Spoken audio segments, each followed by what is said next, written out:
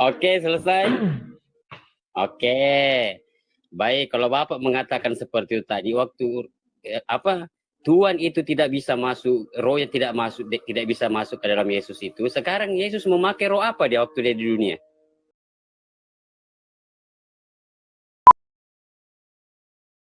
Pran, selamat siang. Ya, selamat siang. Silakan, apa yang mau ditanya atau disanggah atau apa, silakan.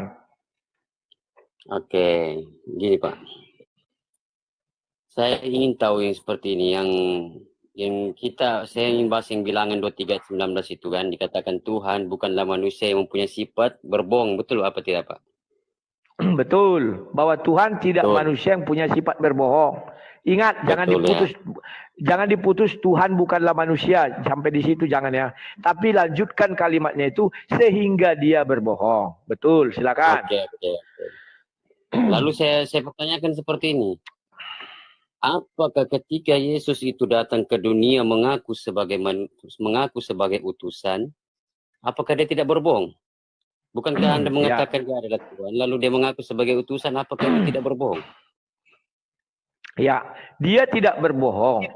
Karena Tuhan mengutus firman-Nya ke dalam dunia ini dan mengutus rohnya. Itulah sebabnya Yesus itu dikatakan dikandung daripada perawan Maria, itu dari Roh Kudus, dan dia adalah firman yang jadi manusia. Jadi dua-duanya ini ada. Silakan. Berarti bukan Tuhan dia waktu di dunia. Waktu Yesus di dunia itu adalah firman menjadi manusia. Kapan firman itu dikatakan Tuhan? Sebentar. Kapan firman itu dikatakan Tuhan? Apabila dia bersama-sama dengan Tuhan. Inilah yang tidak pernah bisa dipikirkan oleh Islam sampai hari ini. Silakan. Baik Pak. Pertanyaan saya gampang Pak. Waktu di dunia dia Tuhan apa tidak? Kan sudah kujelaskan ya. Naja Media sudah datang. Bahwa waktu dia di dunia, dia adalah memiliki keilahian, itu Yohanes 1 ayat 1. Memiliki kemanusiaan, Yohanes 1 ayat 14. Silakan. Baik.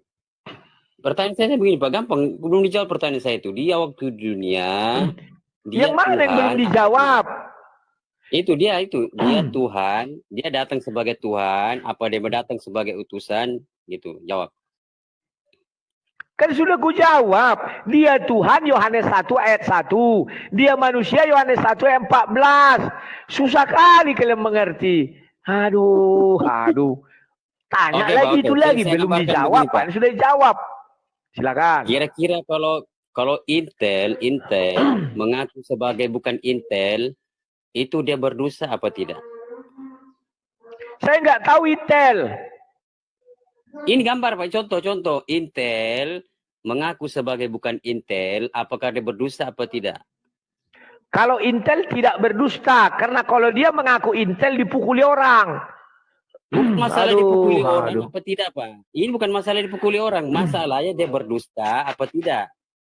Enggak berdusta karena tidak berdusta karena aturan main di Intel begitu. Aturan berdusta atau tidak itu di rohani.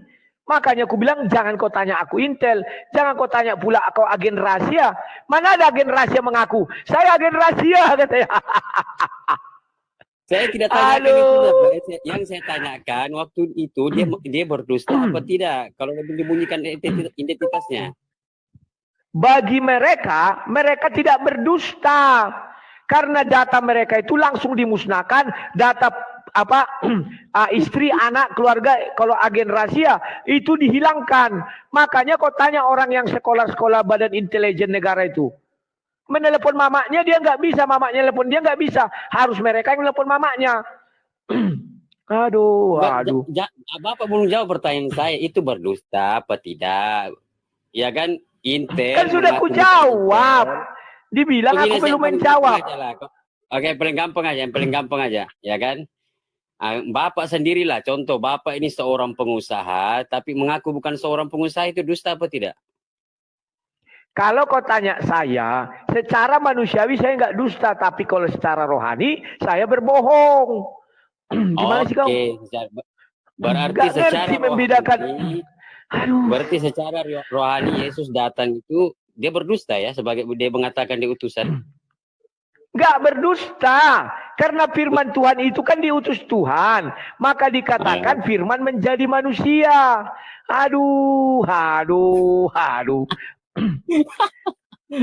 Lah, oke. Sekarang coba kau jawab di dalam agamamu.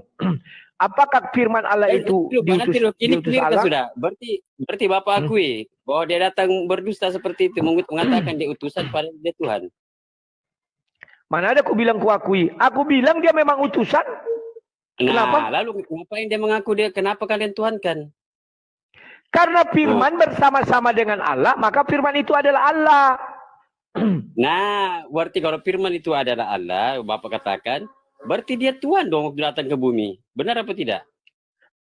Makanya kau kalau memikirkan itu terlalu jelimet. Sekarang aku buat yang sederhana. Dengar dulu, jangan ketawa nanti kena kick. Gini, aku buat yang sederhana. Sapran yang di kupingku ini apa? Tubuhmu kah yang datang kepadaku? Coba jawab. Yang di mana Pak? Ini mana? Oke, ulangi. Yang di telingaku. Ya. Yang di telingaku ini apakah tubuhmu atau suaramu? Oh, itu suara saya, Pak. Itu suara saya. Berarti apakah ini utusanmu kayak aku? Itu suara saya yang keluar. Saya tidak pernah mengutusnya dia. Dia keluar sendiri, Pak. Berarti kan kau sampaikan ke aku, memang kau bodoh. Nggak ngerti apa arti mengutus. Ya, jadi keluar sendiri nih. Kalau ku mute kau keluar sendiri, kan enggak. Kau utuslah suara itu ke telingaku kan, karena kau nggak bisa hadir. Bisa nggak kau hadir sekarang di hadapanku? Oke, tanya dulu kau. Saya ikuti aja. Saya ikuti aja. Oke, suara saya utus. Oke, lalu? Ya udah. Nah, sekarang suaramu ini sekarang bersama-sama dengan si Japran. Maka ku panggillah suaramu. Maka ku panggillah suaramu ini dengan Zapran. Oke? Oke. Saya ikuti aja. Ya sudah. Maka Yesus pun begitu. Salahnya di sini, Pak. Kalau Bapak mengatakan seperti itu, masalahnya suara saya yang keluar dari dalam diri saya itu tidak berwujud. Iya kan? Nah, salahnya seperti itu. Kujelaskan baik-baik.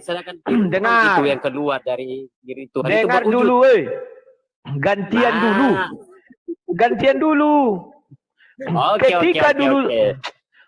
Ketika dulu Tuhan berbicara kepada Musa, yang didengar Musa adalah suara. Tidak berwujud kan? Oke? Betul. Nah, kemudian Tuhan kami yang Maha Kuasa mampu mengutuskan firman-Nya menjadi wujud. Oke, paham? Oke. Ya, sekarang Zapran, kau pun bisa mengutus wujudmu ke aku. Tolong buka layarmu, tolong buka kameramu. Oh, itu yang keluar itu, Pak. Itu cuma foto saya loh. Gitu, bukan foto. Wujud kau lah itu Rojan. Kalau foto yang sekarang ini foto. Kalau wujud ini kan wujudku ini. Apakah wujud saya pada saat itu berdaging? Kalau Bapak lihat di kamera ini. Kujelaskan sama kau. Kujelaskan. Tuhan itu wujud aslinya roh. Kau, wujud asli kau daging. Sudah. Tuhan ingin masuk ke dalam dunia. Roh Tuhan tidak bisa hadir di dalam dunia. Maka Tuhan menjadi manusia untuk hadir di dalam dunia. Pertama. Zapran, wujud kau adalah daging. Daging itu tidak bisa masuk ke dalam dunia maya. Maka Zapran, kau rubah dagingmu itu menjadi digital 0101 sama seperti aku sehingga nampaklah wajahku. Paham kau Zapran? Begitulah. Oke, selesai. Oke. Baik, kalau Bapak mengatakan seperti itu tadi waktu Tuhan itu tidak bisa masuk, rohnya tidak bisa masuk ke dalam Yesus itu. Sekarang Yesus memakai roh apa dia waktu dia di dunia? Oke, aku jelaskan. Yesus memakai roh apa di dunia? Di dalam diri Yesus ada 2 roh. Yang pertama, roh Zakaria 12. Diam dulu kau, makanya bising kali kau. Mana aku bilang nggak ada roh? Roh Tuhan yang nggak bisa masuk ke dunia. Nah, itu Tuhan yang adalah terang itu. Aduh, tidak bisa masuk ke dunia. Oke. Bongak kali. Bongak kali. Dipotong-potong orang bicara. Aku sepak lah kau. Nggak ada tahu kau dikit pun. Sia-sia berbicara sama orang bebal. Roh Tuhan yang adalah roh itu tidak bisa masuk ke dalam dunia. Ingat ya, Tuhan yang adalah roh itu nggak bisa masuk ke dalam dunia. Yang bisa masuk ke dalam dunia itu apa? Roh utusannya yaitu roh Allah di Kejadian 1 ayat 2. Roh Kudus, roh penghibur. Banyak nama-namanya. Itu bisa ada di dalam. Tunggu aja ya sebentar. Nah, sekarang apa di dalam diri Yesus ada roh? Ada. Roh yang mana? Yang pertama adalah roh Zakaria 12 ayat 1, roh manusianya. Yang kedua adalah roh kudus. Dia kan berasal dari roh Tuhan. Paham ya? Oke.